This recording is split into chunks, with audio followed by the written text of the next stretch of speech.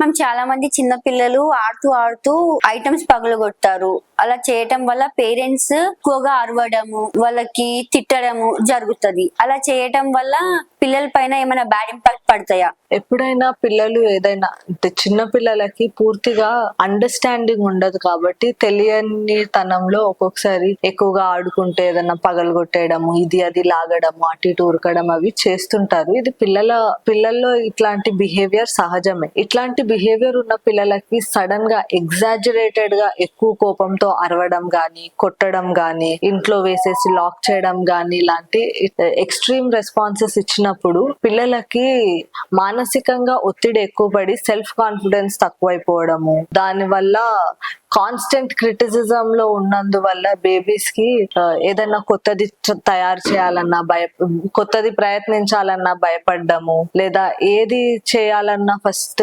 Parents గురించి ఆలోచించి భయపడి ఏది మొదలు పెట్టకపోవడము, ఇట్లాంటి లక్షణాలు వస్తాయి వాళ్ళకి పెరుగుతున్న కొద్దీ. దీని వల్ల ఓవరాల్ గా మానసికంగా వాళ్ళు చాలా ఒత్తిడి పొందుతారు, డిప్రెషన్ లోకి, సెల్ఫ్ కాన్ఫిడెన్స్ లూజ్ అయ్యే ఛాన్సెస్ కూడా ఉంటాయి. కాబట్టి మరీ ఎక్స్ట్రీమ్ గా రెస్పాన్స్ ఇవ్వకుండా అట్లాంటివి ఏమన్నా తప్పులు చేసినప్పుడు కొంచెం కామ్ గా బట్ ఫర్మ్ గా ఇది తప్పు, ఇది కాదు, ఇలాంటిది మీరు చెయ్యొద్దు అన్నది కామ్ గా చెప్పడం ఇంపార్టెంట్, రాదర్ దాన్ మరి కోపంగా అరవడాలు, కొట్టడాలు చేయకుండా.